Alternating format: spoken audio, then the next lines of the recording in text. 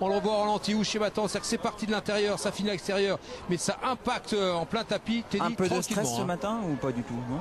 Ouais, un peu léger quoi, mais il fallait. Enfin, c'est pas du stress, mais c'était surtout un peu la peur de mal faire. Je voulais rester concentré et voilà. Se sentir concerné, voilà. Être dans la compétition, pas en faire trop. Bercy, quoi. Le deuxième combat, c'est l'étranglement avec l'amener au sol, avec cet Ushimata. Et tout de suite, gros travail en Ewaza aussi. Hein, Teddy qui étrangle son adversaire. Ouais. Hein, ça a été très vite, hein, cette liaison debout sol. Ouais, bah, on a beaucoup travaillé avec Jean-Pierre Gibert, qui est un peu le spécialiste au sol.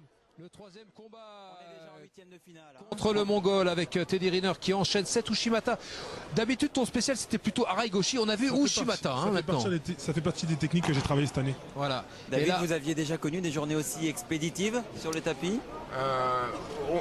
On connaît tous une journée comme ça dans un championnat qu'on appelle un peu l'état de grâce où on réussit tout ce qu'on fait, mais je crois que par rapport à ce qu'il fait comme travail et à sa marge de progression, ces états de grâce là on va les voir le plus en plus souvent, c'est certain. Il faut voir le petit sourire. Pourquoi ce petit sourire contre Bord? Parce que tu as senti qu'il essayait de te contrer? Parce que déjà Bord, voilà, c'est pas la première fois qu'on se rencontre, ça doit faire la 5e ou 6e fois et je sais que c'est quelqu'un de très très fort et voilà. Et là c'est la finale avec la maîtrise totale. On a essayé d'attaquer 2 fois sur l'avant en Arai Goshi et on est revenu intelligemment sur l'arrière en Ouchigari. Tout ça évidemment c'était travaillé. Ouais, oui, j'ai travaillé toute l'année. Et alors, je suis très heureux. Mais j'ai pas vu la demi-finale. Hein. L'instant Teddy, l'instant où on comprend que c'est gagné, on voit ses yeux qui se lèvent tout doucement vers Bercy. Ouais. Essayez de nous transmettre ça, nous dire ce qu'on ressent, c'est la libération. C'est beaucoup d'attente, c'est une délivrance parce que c'est toute une année qui s'achève. Si vous pouvez trouver le Hosoto qui est le plus beau pour moi, le plus beau mouvement de la journée en demi-finale, ça ferait plaisir peut-être à Teddy de le voir. On va essayer de le retrouver tranquillement, bien sûr. Et regardez les 5, c'est un moment quand même historique dans l'histoire du judo que de montrer avec, voilà, on tombe dans les bras de son entraîneur Chaumont de Levallois, de Roger Vachon qui a construit ce club. Et ça, c'est des moments extraordinaires, on réalise. Que j'espère montrer à mes enfants plus tard. Mais voilà, ouais, ça fait plaisir parce que c'est beaucoup de travail. Et voilà, je tiens à le dire aussi, c'est que voilà, pour tous les jeunes, le travail ça paie. Faut juste y croire. Teddy, on va aller faire un petit tour du côté de l'autre médaillé de cette édition 2011 des championnats du monde. C'est Hugo Legrand. On parlait des générations du judo. Hugo Legrand, la nouvelle génération. Il a à peu près votre âge, Teddy, avec Marc Sauvourel. Oui, avec Hugo Legrand. Hugo Legrand, vous étiez la première médaille. Est-ce que vous avez été impressionné par la dernière? Bien sûr, c'était magnifique. Il rentre dans la légende. C'est un immense du judo. C'est un immense de tous les sports confondus, je pense.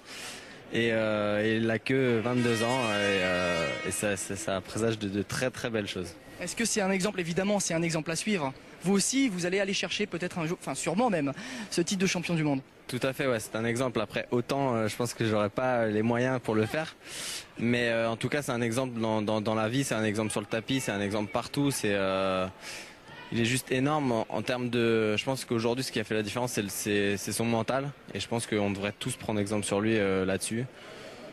Au quotidien, il se le dit, il se le répète et je pense que c'est ça qui fait la différence. Merci Hugo. Merci. Alors il suffisait de demander, Thierry. La voici, la demi-finale. Teddy va revoir ce mouvement magnifique en demi-finale contre le Coréen Kim dans un match qui a duré quelques secondes finalement. Mais surtout la vitesse d'exécution sur cet Hosoto. Il enclenche une première fois, il va ressortir, il va le faire une deuxième fois. Regardez ça. Regarde Teddy. Une première fois. Waouh! Oh là là là là là. Vraiment c'est... Je suis content parce que ouais, j'ai beaucoup bossé. Si je peux vous dire que cette préparation, ça a été des prises de tête. Mes camarades ils comprenaient pas, ils me disaient mais non c'est normal, tu reprends, va doucement.